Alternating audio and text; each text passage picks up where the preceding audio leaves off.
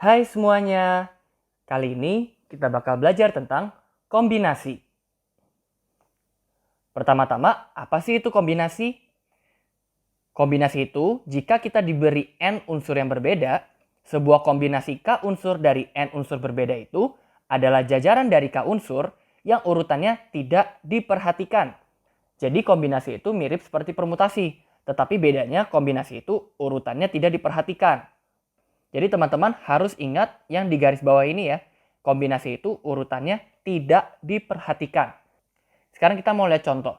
Di sini kita punya 4 huruf, yaitu A, B, C, dan D. Nah, di sini kita mau lihat kombinasi K unsur dari N unsur yang berbeda. Kita lihat di sini. Kita punya ABD, ABC, ACD, dan BCD.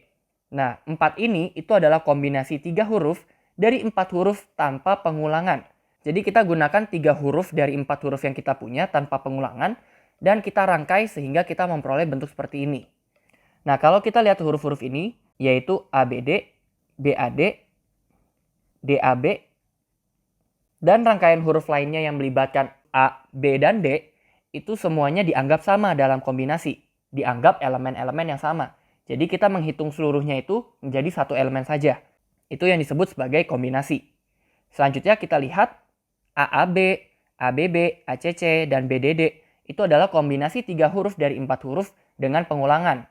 Tentunya di sini kita lihat huruf A itu diulang 2 kali, di sini B diulang 2 kali, C 2 kali, dan D diulang 2 kali. Jadi ini kombinasi 3 huruf dari 4 huruf dengan pengulangan.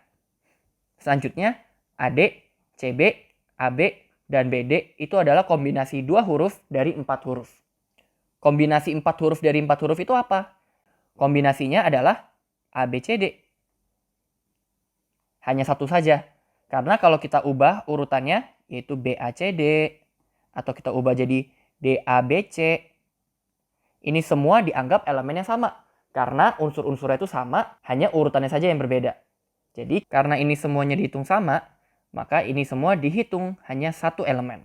Jadi kalau kita mau mencari kombinasi n unsur dari n unsur, maka hasilnya hanya satu. Di sini kita punya teoremanya, jika n dan k itu adalah dua bilangan bulat non-negatif, jadi boleh 0 ataupun bilangan positif, dan k-nya itu kurang dari sama dengan n, maka banyaknya kombinasi k unsur dari n unsur berbeda tanpa pengulangan adalah seperti berikut. Notasinya bisa ditulis sebagai C buka kurung n, k, atau C pangkat n subskrip k, atau n ck.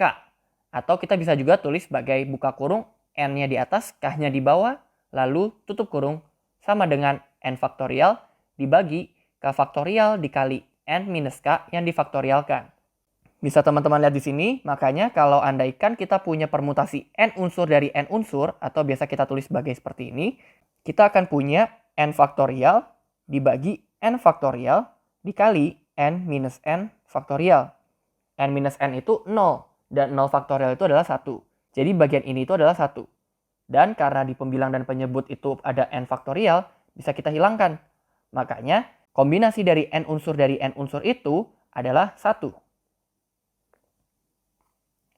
Sekarang kita mau lihat contoh. Setiap murid disuruh mengerjakan 4 soal dari 7 soal, dan pengerjaannya boleh diacak. Berapa banyak cara pengerjaan soal tersebut?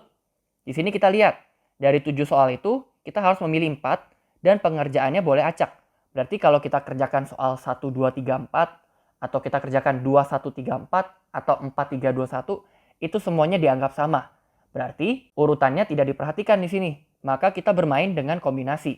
Di sini kita punya k-nya adalah 4, dan n-nya itu adalah 7. Karena kita mau mencari kombinasi 4 unsur dari 7 unsur.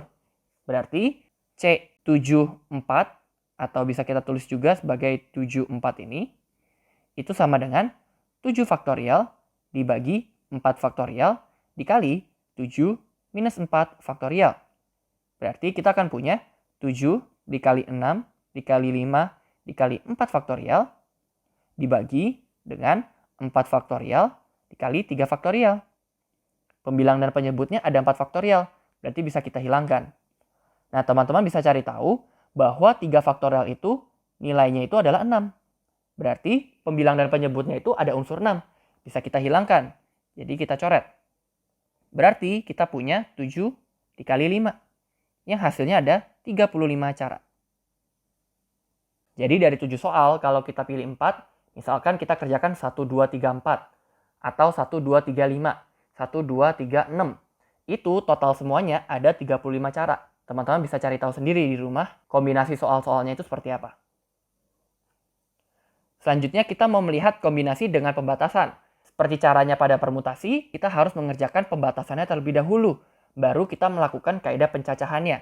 Dalam kasus ini kita melakukan kombinasinya. Seperti apa? Contoh di suatu sekolah akan dipilih 5 murid dari 6 murid putra dan 4 murid putri untuk lomba. Nah, di sini berapa banyak caranya pemilihan bila sedikitnya 1 murid putri itu harus ikut lomba. Berarti di sini kita punya total muridnya ada berapa? Yaitu N sama dengan 6 ditambah 4, yaitu 10. Jadi total murid yang boleh ikut lomba itu ada 6 murid putra dan 4 murid putri. Totalnya ada 10 murid yang boleh ikut lomba. Di sini kita mau memilih 5 murid, berarti K-nya itu adalah 5. Nah, dari 5 murid ini, kita diminta untuk mencari sedikitnya 1 murid putri. Di sini kita lihat bahwa pemilihannya itu sedikitnya melibatkan 1 murid putri. Berarti kita bisa memilih 1 putri dan 4 putra. Tetapi karena sedikitnya berarti kita bisa memiliki 2 putri, 3 putri, dan seterusnya. Berarti kita bisa memilih juga 2 putri dan 3 putra, 3 putri dan 2 putra, dan terakhir kita punya 4 putri dengan 1 putra. Kita tidak mungkin memiliki seluruhnya putri, karena putrinya itu hanya 4 murid. Jadi maksimum ada di 4 putri dan 1 putra. Nah, berarti untuk menghitung berapa banyak caranya, kita bisa menghitung banyaknya cara untuk setiap bentuk ini. Kita bisa menghitung banyaknya cara dari setiap pemilihan ini. Berarti pertama kita hitung dulu untuk pemilihan 1 putri dan 4 putra. Tetapi tentunya usaha untuk menghitung seluruh pemilihan ini itu akan lebih besar. Jadi lebih baik kalau kita menghitung seluruh kemungkinan pemilihan dikurangi dengan yang kita tidak mau. Yang kita tidak mau itu apa? Yaitu yang tidak ada murid putrinya sama sekali. Atau dalam kata lain, yang dipilih adalah 5 putra. Berarti sekarang ada 2 hal yang perlu kita hitung daripada kita menghitung 4 hal. Yang pertama adalah seluruh kemungkinan pemilihan yang bisa terjadi. Berarti kita hitung C10 dari 5. Berarti dari 10 murid yang kita punya ini, akan kita pilih 5 murid. Berarti rumusnya adalah 10 faktorial dibagi 5 faktorial dikali 10 dikurang 5 faktorial. Hasilnya adalah 252 cara. Nah, yang kedua, kita mau menghitung banyaknya cara untuk memilih murid putra. Berarti kita punya C65. Yaitu dari 6 murid putra yang kita punya, kita ambil 5 murid putra. Sehingga kita punya 6 faktorial dibagi 5 faktorial dikali 6 dikurang 5 faktorial. Hasilnya adalah 6 cara. Selanjutnya, kita kurangi seluruh kemungkinan yang ada dengan kemungkinan bahwa yang dipilih itu 5-5-nya murid putra. Kalau kita lakukan hal demikian, maka yang tersisa adalah kemungkinan-kemungkinan yang ini, yaitu pemilihan sedikitnya 1 murid putri. Berarti kita bisa kurangi C105 dikurang C65, yaitu 252 dikurang 6. Hasilnya adalah 246 cara. Selanjutnya kita mau berbicara mengenai ekspansi binomial. Kita lihat bahwa teorema binomial itu seperti berikut. Kalau kita punya A tambah B yang dipangkat N, maka suku-sukunya bisa ditulis sebagai berikut. Yaitu sigma R sama dengan 0 sampai N dari kombinasi R unsur dari N unsur dikali A pangkat N minus R dikali B pangkat R. Atau kita bisa lihat sebagai berikut. Yaitu A plus B pangkat N sama dengan R-nya 0 dulu, berarti C N, 0. Nah, A pangkat N minus 0 adalah A pangkat N. Dan B pangkat 0 itu adalah 1. Ditambah sekarang R-nya yang 1. C dari N, 1 dikali A pangkat N minus 1 dikali B pangkat 1, yaitu B. Lakukan terus sampai R-nya yang kali ini N. R sama dengan N itu berarti jadinya C dari N, N dikali A pangkat N minus N, yaitu A pangkat 0, yaitu 1, dikali B pangkat N. Berarti teorema binomialnya menjadi seperti berikut. Aplikasinya gimana sih? Kita lihat contohnya. Kita diminta untuk mencari ekspansi dari 2x tambah y kuadrat yang dipangkat 5. Berarti di sini kita punya A-nya sama dengan 2X dan B-nya itu sama dengan Y kuadrat. Lalu untuk N-nya itu kita punya 5. Berarti ekspansinya itu 2X tambah Y kuadrat pangkat 5 itu adalah kombinasi 5,0 dikali 2X di pangkat 5 dikali Y kuadrat pangkat 0 ditambah kombinasi 5,1 dikali 2X yang di pangkat 4 dikali Y kuadrat yang di pangkat 1 ditambah kombinasi dari 5,2 dikali 2X pangkat 3 dikali Y kuadrat pangkat 2 terus sampai kita memperoleh hasilnya seperti berikut. Teman-teman bisa hitung bahwa C5,0 itu adalah 1. C5,1 itu adalah 5. C5,2 itu adalah 10. C5,3 itu juga 10. C5,4 itu 5. Dan C5,5 itu 1. Bisa dilihat bahwa ada kesimetrisan ya teman-teman. 5,0 dan 5,5 itu punya nilai yang sama kombinasinya.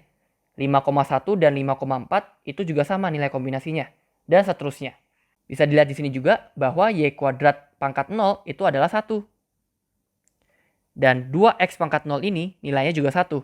Berarti pada akhirnya kita akan memperoleh hasilnya adalah 32X pangkat 5 ditambah 80X pangkat 4 Y kuadrat ditambah 80X pangkat 3 Y pangkat 4 ditambah 40X kuadrat Y pangkat 6 ditambah 10X Y pangkat 8 ditambah Y pangkat 10. Seperti inilah ekspansi binomial. Bisa dilihat bahwa pangkat A itu makin lama makin menurun. Dari pangkat 5, pangkat 4, pangkat 3, pangkat 2, 1, 0. Sedangkan untuk pangkat B-nya itu naik terus. Dari pangkat 0, 1, 2, 3, 4, dan 5. Sampai bilangan N-nya. Oke, sampai di sini dulu ya pembahasan kali ini. Sampai jumpa di video pembahasan selanjutnya.